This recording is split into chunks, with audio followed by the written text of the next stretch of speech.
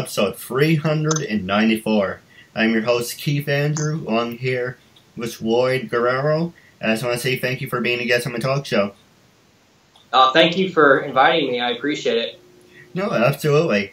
Now, for people who want to know what the point of my talk show is, the whole point of my talk show is to show people that even with having a learning disability, I can still amount to something. And at the same time, I'm able to turn myself into an example for people out there dealing with any types of learning disabilities and disabilities. But you should prove to people to never give up. It is to prove to people, you think I would come up with a better slogan. But basically the whole point is, let me try that again. The whole point of my talk show is to show people that even with having a learning disability, I can still amount to something. And at the same time, I'm able to turn myself into an example for people out there dealing with any types of learning disabilities and disabilities to never give up and is to prove people wrong. Show people that labels do not dictate who you are and who you're going to be. It's to prove to them that labels do not dictate who you are. Yeah, I really need to change that to a better slogan or something. I think it's good. I think it's good though for what you have. No, I appreciate it. You think after almost 400 episodes, it would be down pat, but I keep blustering it. Moses, go ahead. It takes time, right? Rome wasn't built in a day. No, absolutely. So that being said, what can you tell us about yourself? Well, I am officially 31 now, so I mean. Father Time is knocking at my door. So I'm officially 31. I live now in San Antonio, Texas, with my spouse. I am an actor. I'm actually a full-time actor. I took a little bit of a vacation this past year, but now I'm starting to get my feet back into it.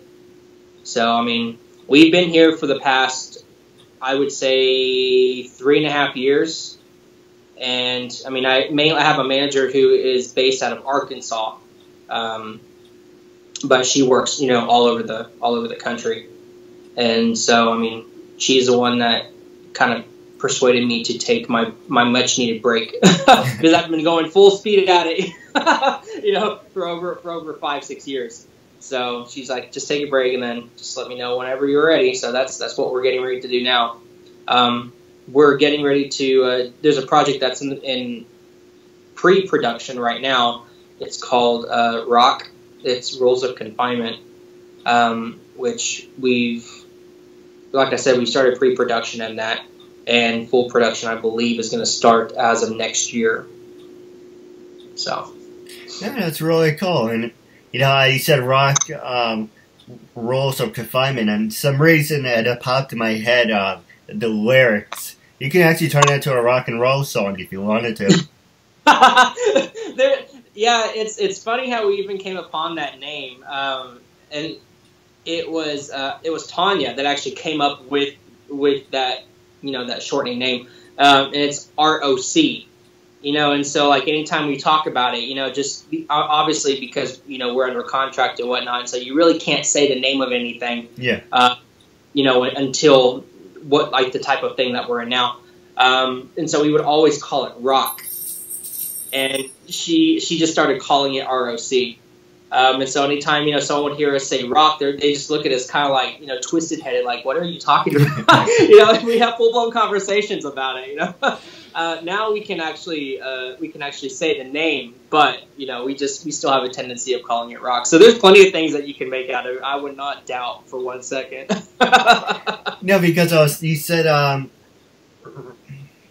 trying to remember a rock of confinement, and it's a rock of confinement. I'm like, where the hell did I hear that song before? And I was like, oh, okay, it sounds like that. I was like, all right. There you go, turn it into like a 70s song. Yeah, that's all you need is for us to have a music video at the end of it, with the punk, hair coming out like the blue and electric guitars. It's like, who knew, Hey, don't knock it till you try it, and you know you get people hooked that way. Right? Well, thank you. I do apologize how I sound. I am fighting over a cold. Oh, are you feeling better? Yep, it's been a week. You know, it's weird because I feel like, you know, I can go, but at the same time, people are like, well, you sound like shit. It's like, yes, yeah, I know I sound like shit, but it's like, well, that's putting it politely. I guess I really can't say anything because anytime I have my friends and anytime I see them and we're so much like family, you know, that I look at them, I'm like, oh God, you look like hell risen over, you know, and that's actually a compliment to them. They're just like, oh, thank you, well, I feel like it. You know? So yeah, it's putting it. Oh, go ahead. I'm sorry. No, I was just saying that my friends, when they you know, are getting over something, like when they have flus, you know, or just when you can tell, you know, how when people are sick, you can tell in their face, typically, and they just look drained, you know, and I see my friends and I'm like, oh God, you look like hell risen over, you know, and they laugh and they take that as a compliment, you know, because it's like, oh, okay, well, I feel better than I look better than I feel, apparently. I got one more funny thing for you, then I'm going to ask you about your company you created. It's, you know, I work in a retail store, and I can tell you off the air, but I won't say it on the air. But basically, we work in Woodbury Commons, and make a long story short, it's about a cute Asian girls that come in, and most of them don't speak English. So okay. I have my phone where it's like, okay, here's English, just tell me, you know, what country you're from, and then we can translate it. And before I did that, I was winging it. And you can probably think I'm an idiot.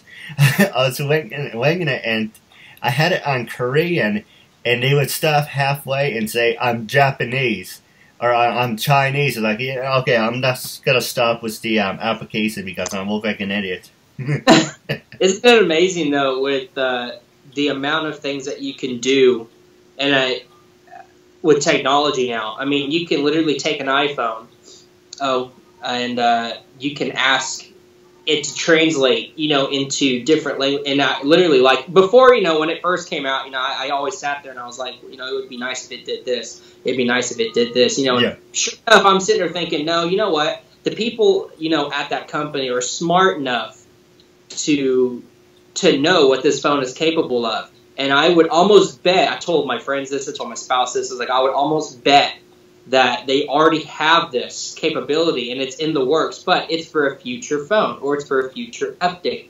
Sure enough, you know, here it comes. It comes one after another, after another, after another. And I'm just like, I knew it. And sure enough, this past phone, right, is the one that is able to actually translate for you now. And take things that you can say like in Spanish, you know, or whatever, and it would actually give you the translation for it. I find that amazing. Like it's shocking how much technology has actually gone, and how much further it will go. You know what I really want, and it's things called Wave Lab or something. There's two of them. There's on an earpiece. You wear one, and I can wear one, and you can be speaking Chinese or Japanese, and it will translate it to me in English, and I would say something in English, and it would automatically translate it to Chinese and Japanese, or whatever it is, and it's like, that's really cool, but it's, like you said, you know, they're working on it, but they're saying, oh, should we give it out to the public now, we'll make them wait another 5-10 years, but it's amazing that they do have stuff like that. Yeah, it's like, look at Tesla, for example, the car company. For years, you know, people were saying, oh, eventually, before you know, they made fun of it, you know, but it's actually becoming somewhat, in essence, you know, of a reality now. They're like, oh, you know, before you know it, cars are going to drive themselves. You know, and now Tesla, which is the first automobile maker who actually created the vehicle who can literally drive itself. Yeah.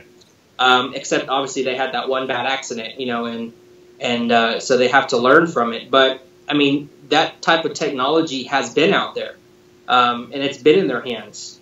Whether it was the military, whether it was like car makers like them, I mean, the technology is there. They've been using it, implementing it. It's just that it's just now able to where the public can, in essence, view it. No, I agree. Are you talking about the video where the car camera misconstrued the sky for the truck? Was that what happened? The guy that was in the car, actually, it was a fatal accident. I know that. And the guy who was in the vehicle actually died, I think, from what I understood. And that was the very first car that Tesla had, that they, in essence, got bad news from. Now, obviously, you have cars that can park themselves. Yeah. I mean, Lexus can do that. Mercedes can do that. Toyota even now is doing that. So that's not a big deal, because you're basically running off of sensors, and frequencies. But I would just find it a little scary, honestly, to get into a vehicle that said it can drive itself, and you're like, oh, hey, take me to, the shopping mall, and then all of a sudden you end up running into the back of a semi. I don't remember the full details of the story. I just remember the car was going straight and the truck was white. And I guess it fooled the sensors thinking it was the reflection of the sun. But it just drove right into it. It's like, car, there's a truck in front of us. That's not a car, but that's a sky.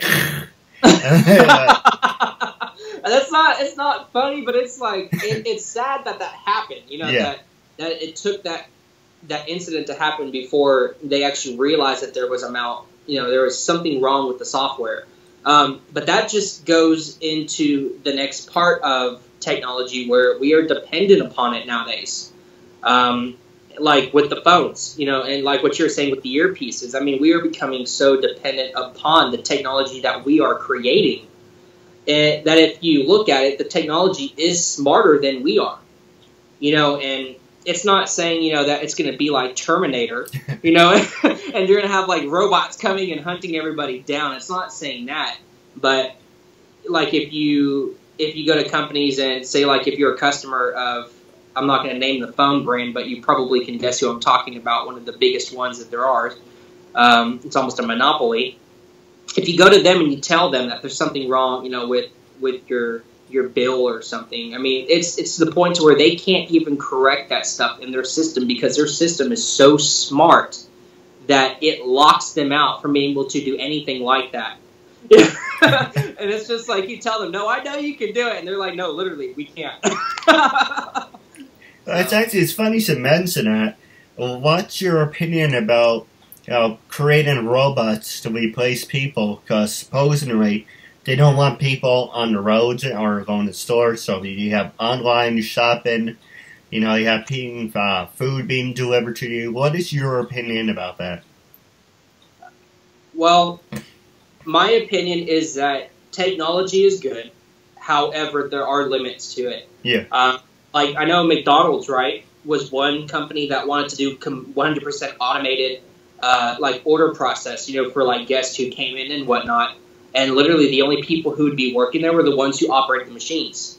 I don't agree with that. I mean, because you have the economy that we're in right now, which our economy thrives off of the people that are in it.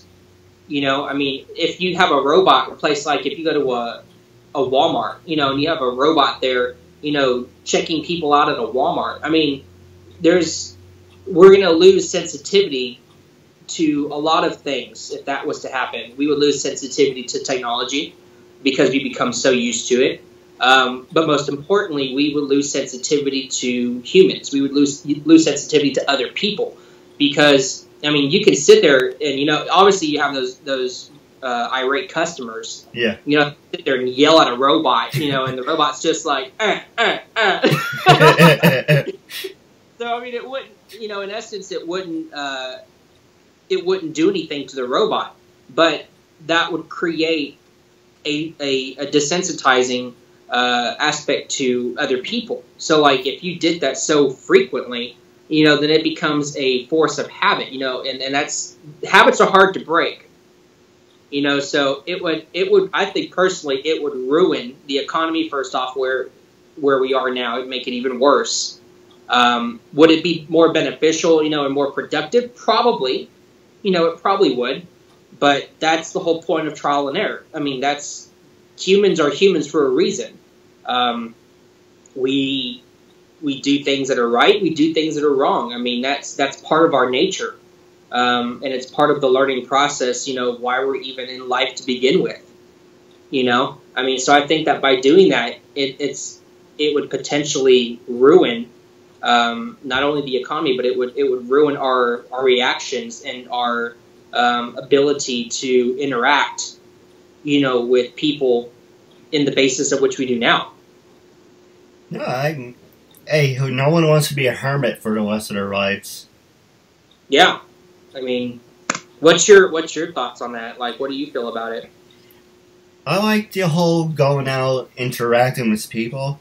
There's like some things, having food delivered to you, having people shop on Amazon, that's fine. But there's certain things where you can't get things delivered to you, like getting a haircut. There will always be a haircut place, hopefully.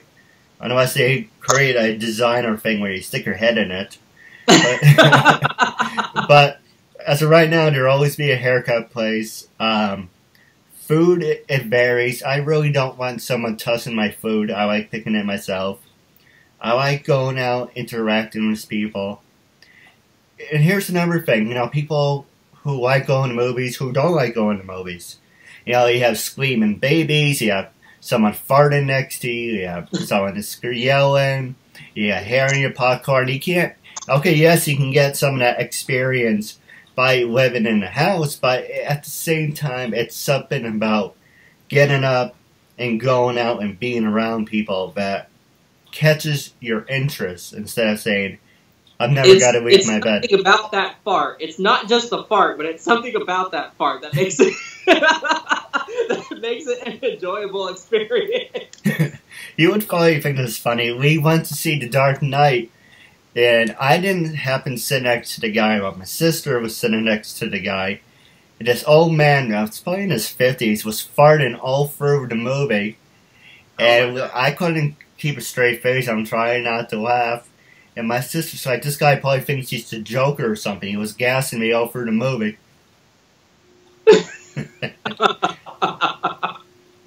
I'm sorry. I would be the person that would just start busting out laughing in the middle of the movie. Just the guy obviously knew what he was doing. I mean, you just don't gas and not realize that it's not going through you. I mean.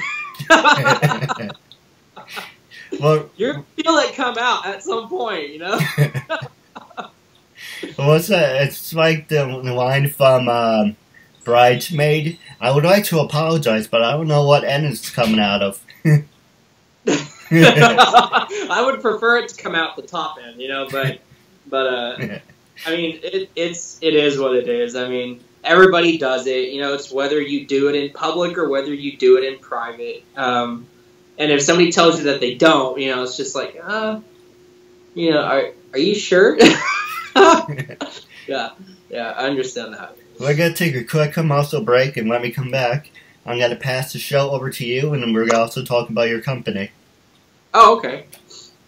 A message for yourself or as a gift for someone else. For personal connections, shoutouts, birthdays, proposals, weddings, and much more. Enter your details about yourself so the celebrity can record a personal video message especially for you, including details such as your name, age, birthday, hobbies, or whatever else you include. As soon as the video has been recorded, you'll get an email with your link so you can share it on social media or download and keep it. Celebrities record videos as and when they can, usually within 2 weeks. But if you want a video for a specific date and it does not look like it will arrive in time, you can cancel it and get an instant refund at the click of a button. There are hundreds of celebrities to choose from and many more joining every day. Search by category or genre, buy a gift voucher, get updates and offers, and encourage your favorite celebrities to join so they can connect with fans in a fun and unique way. Raise money for their charities and much more. So order your video now for yourself or for someone else. Episode 394. Here's a good friend of mine, Lloyd Guerrero. I just want to say thank you for sticking with us. Oh, thank you. I'm enjoying myself. Yeah, I do have one more funny story for you, and then we're going to pass it over to you. Yeah, I remember I was working in Target, and there's this couple, you know, I won't say what they were, but there was this couple, and then the kid was sitting on his dad's shoulder, and he was above my head, and I was like, great, I don't like people being above me, but okay.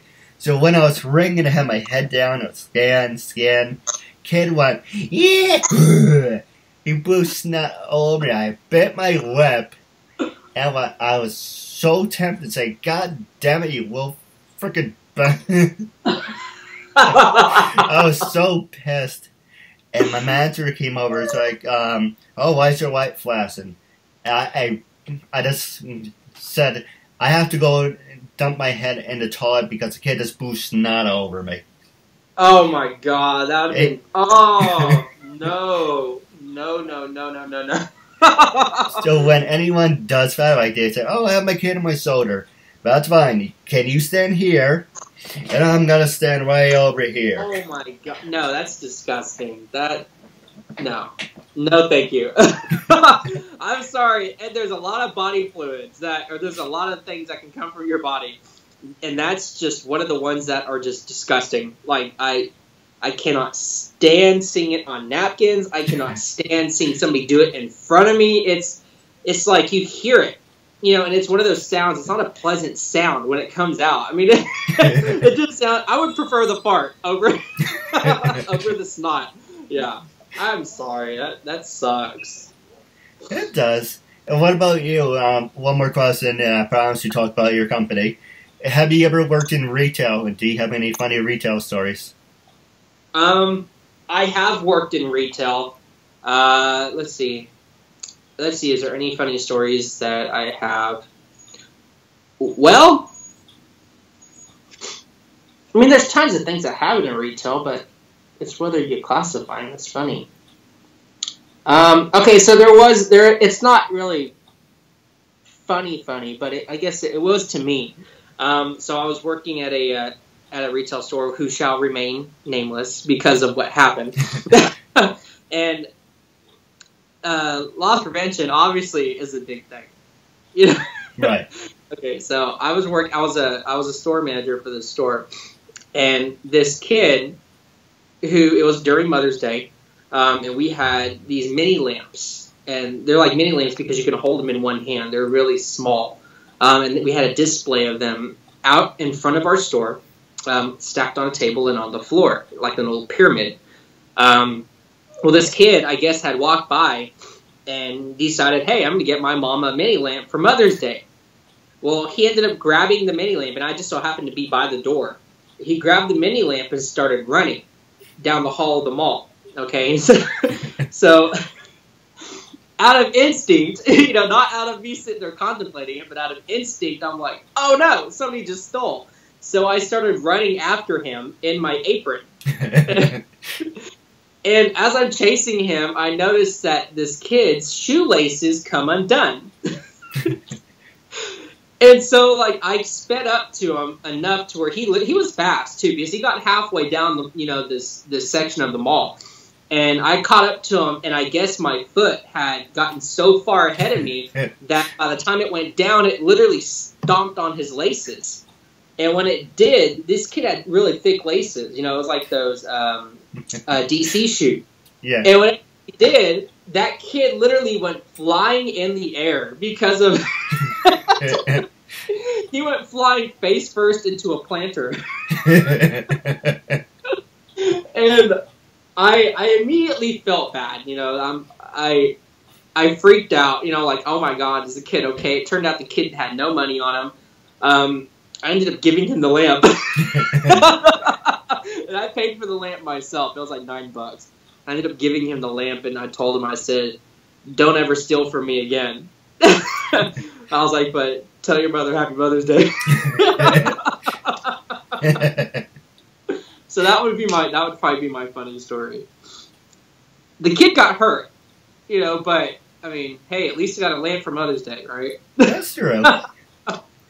I remember that this guy came in my store yesterday, and when someone pushes on me, I usually push back. So I remember I had to look the other way. This guy came in, and I think he was in Gibson or something, and he said, he threw me the phone. It says, "Do you have these store items?" I said, "Yes." "There you go.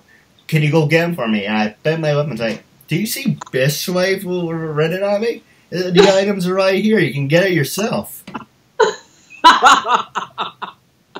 Oh my God! Oh, But it was right next to him. yeah, it's right in front of him. He said, "Here's the list. I want you to go get it." I'm like, "Who the hell are you?" "Fine, you want me to do your shopping for you, but you're gonna give me an extra $20." Right? I was like, "There's an app for that." People are just lazy. Yeah. Hey, that's in essence, that's why I was talking about the robots, earlier. In essence, I guess that would not be the wrong person to replace, someone who's just lazy and didn't want to do something. Right. Like, oh, you mean I have to go slap that meat on that, bun? It's like, oh, it's a bad day for me, and it's like if you had a robot to replace them, I guess it wouldn't ultimately be that bad, until you can find somebody to replace the robot. That's true. But as a substitute, it wouldn't be bad, I guess.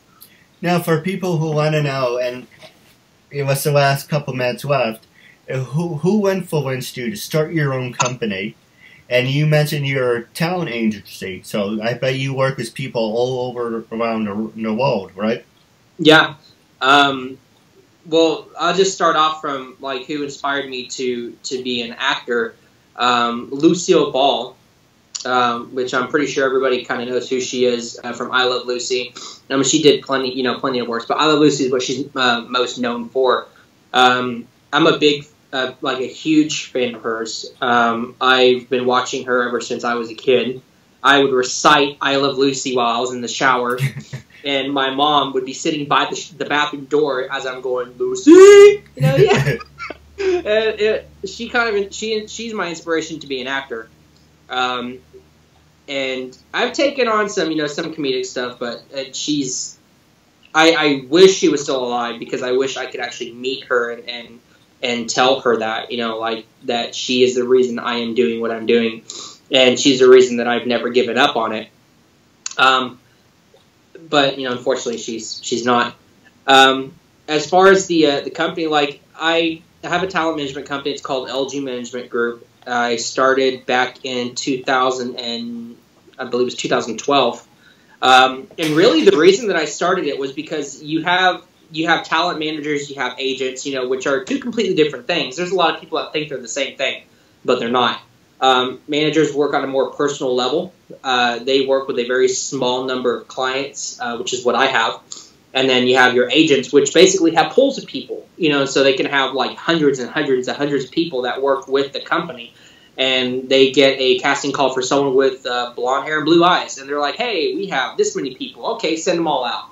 You don't really have that personal connection with them. So you don't really ever get to see your talent manager unless you just happen to be in the same building as them. But with managers, you have that connection. You are always talking to them on a personal level. You always see them. I mean, it's one of those things that the interaction is priceless with it. Because the person, I don't know, it's like your friends. You talk to them, you see them on a daily basis, and those people start becoming part of your family. Right. And they know you inside and out. They know what makes you tick. They know what you're good at, what you're not. They have a very good, strong sense for that type of stuff. And so that's why I created the management company, which is Nothing But Managers, which only take on about 10 to 15 people per person. Another reason why I created the company was because there's a lot of things that I wish I would have had the opportunity to do whenever I was younger, getting into this industry, that now I'm making it a possibility, for the new people who are coming into it, or for who are actually already in it, for years. one of the things is we have a sponsorship program. And what that does is, obviously you have people that can't afford, to get headshots, to get, those professional things done, which is what you need in order to succeed in that industry, because that's basically like your calling card. Headshots can be pretty pricey. And so what I did was create a sponsorship program to where you can have talent, which will be listed on the website.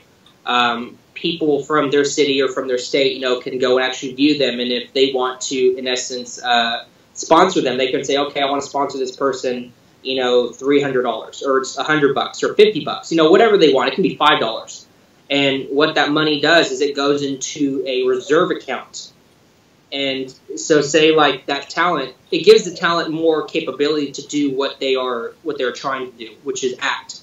And so say you have an audition coming up and they have to have their hair a certain way, but guess what? They're working 2 jobs and they don't have enough money because they're paying their rent, to get their hair cut. Then out of that reserve, we would pull the money and we would actually get the services done for them. If they needed new headshots, we would pay for the headshots for them. If there was an instance where, say, like you had a mother, who had a child and she needed to go on a job, but she couldn't because she didn't have childcare, and that's pretty expensive alone. Then if she had enough money in the account, then we would go ahead and pull the money from that account and give her childcare so she can go work on that project. I mean, it's things that we're trying to do to make it easier for people to succeed in the industry. To be able to live out their dreams without having to worry about the what if. What if I take this job and I don't have enough money to pay my rent? What if, I can't make it because I don't have enough gas? I mean, it's the little things that stack up to create the big things, which is ultimately what we live out. Oh, absolutely. And I'm sorry, I started to laugh. Do you have a pet bird? Who? Do you have a pet bird or something? Because I hear a lot of cooing in the background. No, that's my dog. He's a baby. He hears me in the next room, and he's whining with his. If I was to look over, he has his nose sticking under the door and his paws sticking out because he hears me talking in the next room and he wants to be here next to me. Now, the next question I was going to ask you is, one, how much do you charge for people to work with you, number one? And what are the qualifications? For an example, would I be qualified to work with you, or you don't work? Do you work with upcoming talk show hosts? We work with anything in the acting field. So, say like models, we don't work with. Okay. We are very tunnel visioned on who we are working with at this point, and that's just because it's strictly for actors. And so, to answer your question about the fees and whatnot, the thing about us that you're going to notice about a lot of other people is, and these are the things I really wish nobody had to go through, but unfortunately it's an experience. You don't pay for services that have never been rendered to you, okay? So, like, you'll have a lot of companies that say, well, you need to pay us $50 a month because of us retaining you, or you have to pay us a monthly service fee. We don't charge anything to talent unless they book work. So, say, like, we can have somebody with us and they can be with us for 6 months, but they just so happen to be, or they just so happen to not get any work up until they finally booked their last audition, that they went to and they nailed it. They could have been with us for 6 months and we literally don't get anything from them. But there's a flip side to that. And so say we get 15% out of everything that the talent makes that is booked by us. If the talent finds their own work and they want to submit for their own work, they are more than welcome to. We don't take any percentages out of their checks for that. It's only if we are physically doing the work for them, right? And we are submitting them to the auditions. We are getting them in front of the casting directors. Now, if they find their own work, but they want to be more professional about it, they want to say, okay, well, I want them to see that I have a manager and they want us to do the work for them at that time, and they give us the information, then we still take the percentage out of that, because at that point we're taking over. Like I said, we are working on the programs to try and minimize, the cost for people, like with headshots and all that. We have photographers that we work with on a normal basis.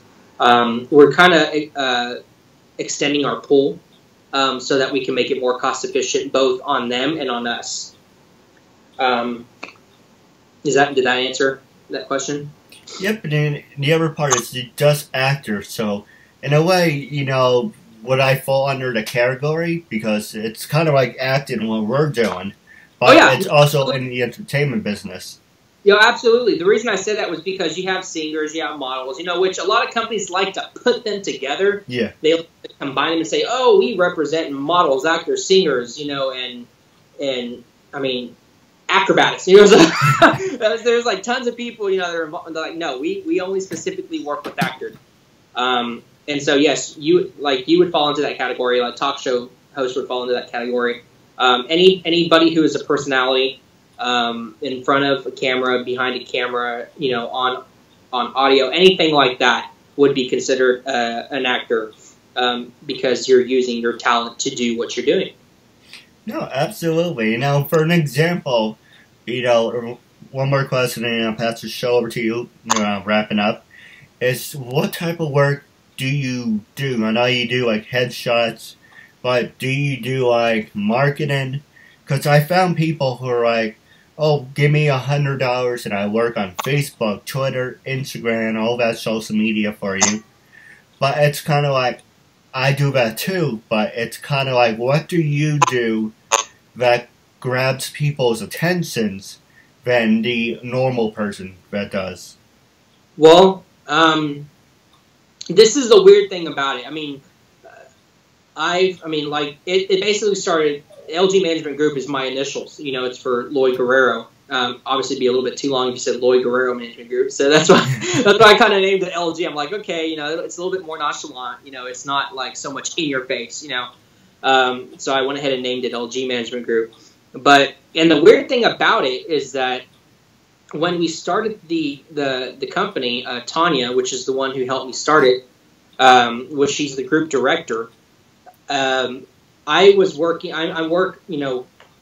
a pretty good amount of the time, and the relationship that I had with the casting directors, the relationship that I had with the directors, the producers, and all the people within the actual production side of it, or the project itself, the relationship that I have with them, and that I always try to have a professional relationship, and it just seemed to vibrate, from me personally to the group.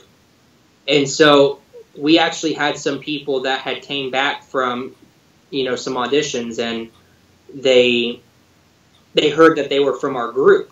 And because of the relationship I had with them at one point, they knew that the talent was going to be very qualified talent. And so it kind of grew a name for them. And I appreciated that. I didn't know where it came from.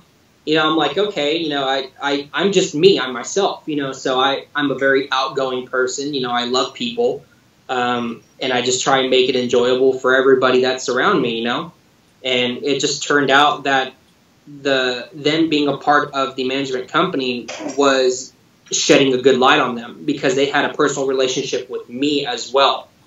And I guess they saw that as a really good thing. So, I mean, we market the talent. I mean, obviously, like I said, we don't charge people for that. I mean, you have people that will do that. They'll say, oh, pay us $100 and we'll give you so many followers on Twitter, or whatever.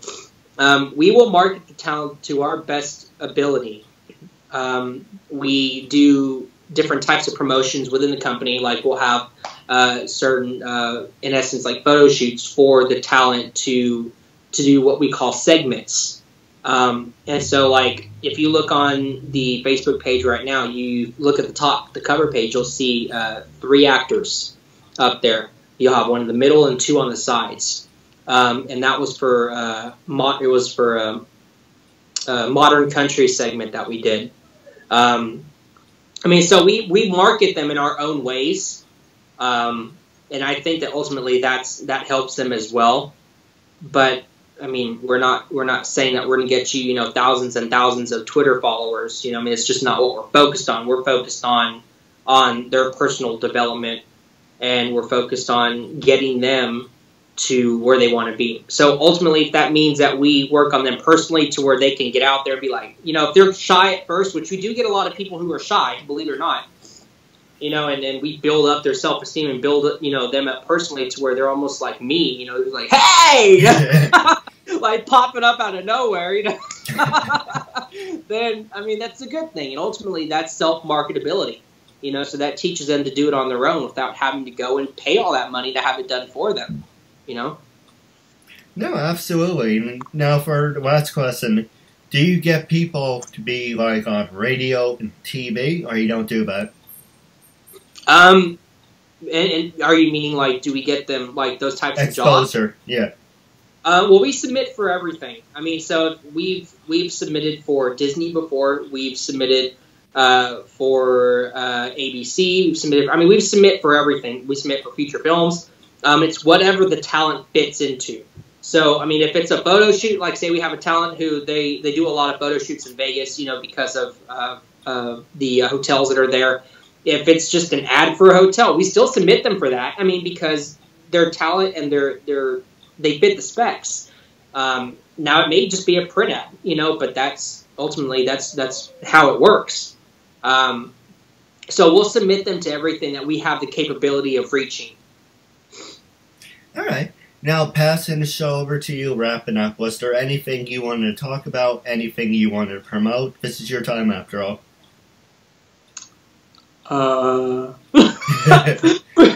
We've kind of already talked about it. We've talked about the film that we were working on, which I'm excited about. I do have to lose a little weight, but we talked about that. We talked about the management company. I guess I could just throw in there that if anybody likes to paint Bob Ross, then my spouse is a Bob Ross instructor. If you want to paint happy trees and happy clouds, let me tell you, everything in our house, like every painting that we have done, anytime I want something new, I'm like, honey, I want this. and so my wall art changes out very frequently. Hey, if you have the money for it, you should get whatever you want, right? Hey, it's the fact that they do it, and ultimately, I guess that was a plus for me, which I didn't really look at it like that. I mean, they've been an instructor for years for Bob Ross, and they teach all over the state. We've just started branching out that they're starting to teach around the country now, in Florida, in like Oklahoma, Arizona. There's places that they're branching out to now, but mainly it had been, within the state. So like Dallas, Fort Worth, Austin, Houston, things like that, like bigger cities and whatnot. But they're good at what they do. They're very good. And I guess it's just a plus that, they know how to paint like that, because then I'm like, okay, well, today I literally have done this to them and I feel bad. I'm like, okay, today I feel like I want to water a watermill. So I mean, if you look in their painting room, which we have a room that's dedicated only to their painting, if you go look in there, we literally have cases of art, like canvases that are stacked in these cases that are stored away. And it's because I keep changing my mind on what I want. But I'm lucky that they love me. Yeah, absolutely. Now, I do have a couple questions for you off the air. But wrapping up, my last two questions for you is, one, how can people follow you on social media? Are you on LinkedIn, Twitter, Stage 32? Are you on all that fun stuff? I am. I'm on Instagram and I'm on Twitter. I'm on LinkedIn as well. On my Twitter, it's actor. So it's actor the number 4 and then life 86. You can follow me on Twitter. You can follow me on Instagram. I'm still getting used to everything because it keeps popping out like candy from a candy machine. I mean, so there's so much going on in the social media world. I have my page on Facebook, which is Lloyd.Guerrero21, and that's Facebook. And my LinkedIn, I believe, is the same. But yeah, you can follow me wherever. I'm everywhere.